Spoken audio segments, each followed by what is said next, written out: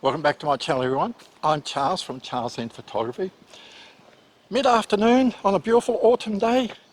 Today I'm at the base of Mount Nungan. Going to climb Mount Nungan. I'm seeing that probably it'll take me at least an hour and 15 minutes because I got to stop on the way. When I get up to the top, it should be a really nice afternoon. So without further ado, let's get cracking. Even if you never climb up to the top here, this is a really nice place to come if you just want to take some foresty photos without too much effort. You can see the bracken fern on the side here. Now forgive me the heavy breathing. Stairs are a killer for me. I think I've jinxed myself talking so much about these clouds. They're going away. That'd be right. That's the story of my life.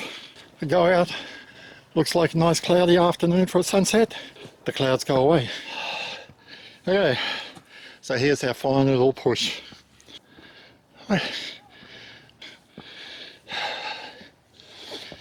Danger, unfenced steep cliffs. I'm just trying to keep this steady while still watching where my feet go. So here we go, the last little push.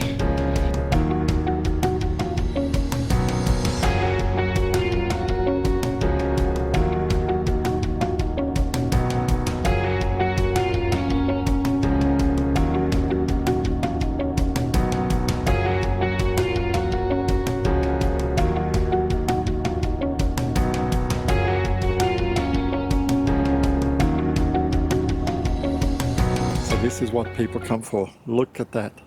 Such a beautiful view. Oh, the sun's out there. Look at that. So nice. Let's push on now, just the last little bit. Dude, there is just so many photo compositions here. But you wait till we get to the top here and it drops down. We'll come up to the side here. Look at that. So there's Crookneck and Beerwall. They're just about in line here. Oh, this is so nice. Well, I'm pretty happy with myself. It's just on 4 o'clock now. And I'd worked out that it was going to take me at least an hour, maybe an hour and a half to climb here. Because when I was fit, I'd do this in half an hour. But now I'm going to put this little ZV-1 away here just for a little bit because I want to grab my Nikon D500 and just take a couple of photos. And because there's not much room here, I'm not going to sort of videotape everything that I do. I'll walk around, look around, find a really nice spot for a sunset and then one for twilight, and then I'll set up the ZV-1. Sounds like a good idea, so let's get cracking. Move on.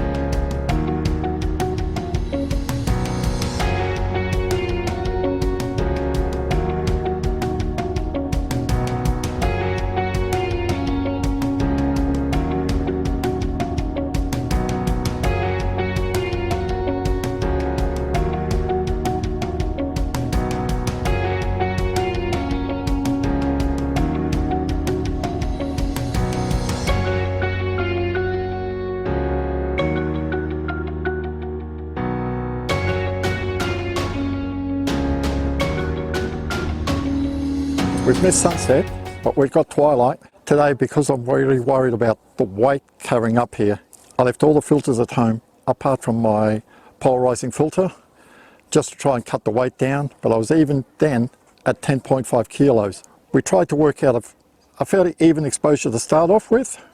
I'm going to bring it up to ISO 250. I'm shooting at f11 to get maximum depth of field.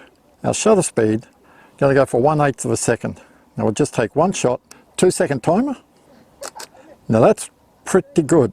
You can see it here, but you can see the foreground is just so dark. Now I know this camera is pretty good.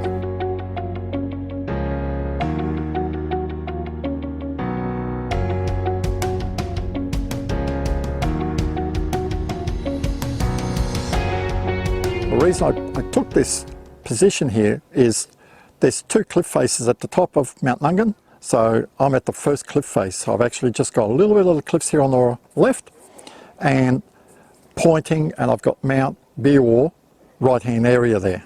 And you can see in the image here, the left hand side is pretty dark, right hand side is quite bright, and I'm getting the same sort of situation where I'm photographing. So I'm actually shooting at, we'll stick it at 1/5 of a second, f11, ISO 320. Now let's take a shot.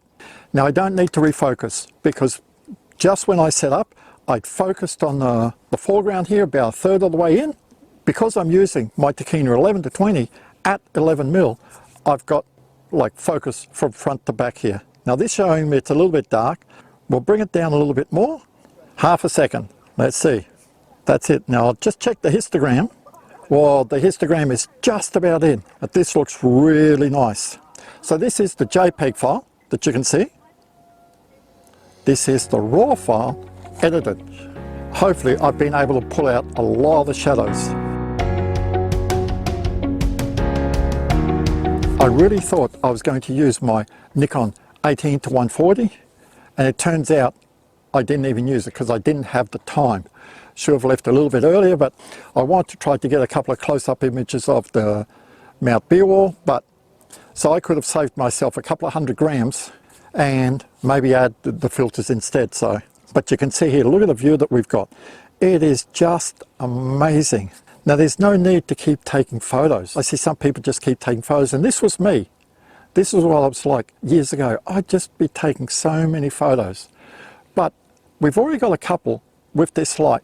So now we just wait until we get better light. I've got the Lume Cube on top of the ZV-1. We've just got a bit of glow on the horizon here behind Mount Beerwah. I've decided to quickly change the lens over to my Nikon 18-140, ditch the Tokina. I've already taken a photo, but we'll quickly reset the camera.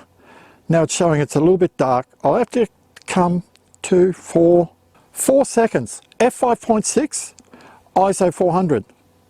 Look at that. Now this is a JPEG. How's that for abstract? I'm glad that I put it on here. Just got that nice glow.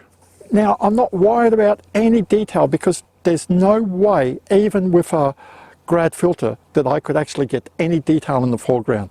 Not interested in that tonight.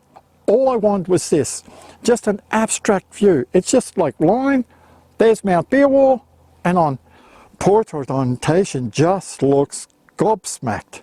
Oh geez, this is so nice. So this is 4 seconds, ISO 400.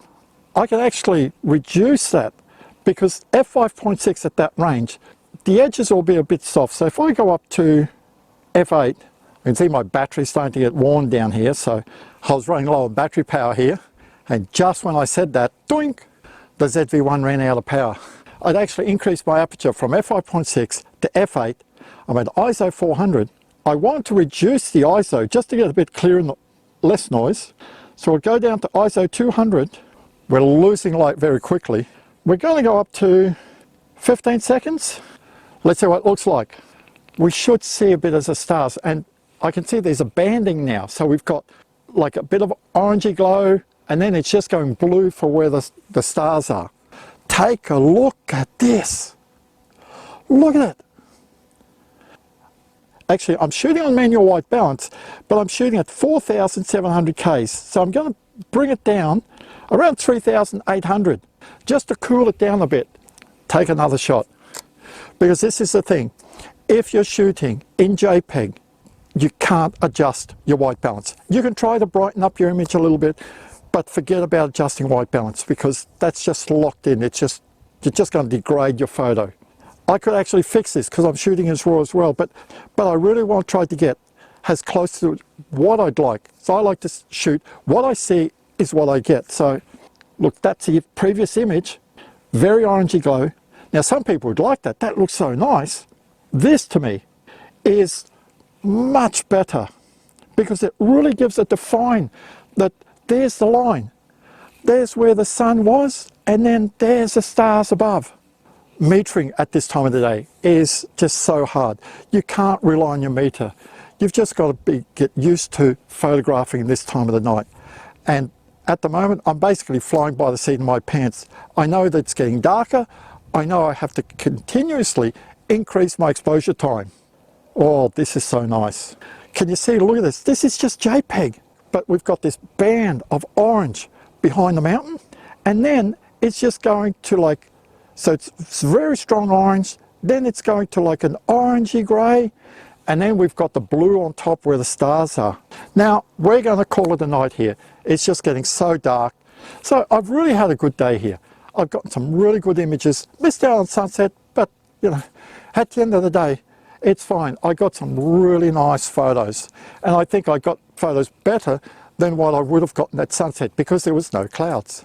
Now, if you found value in this video, give me a thumbs up. I'd appreciate if you subscribe to my YouTube channel. Stay safe. Enjoy your photography, and I'll catch you next time.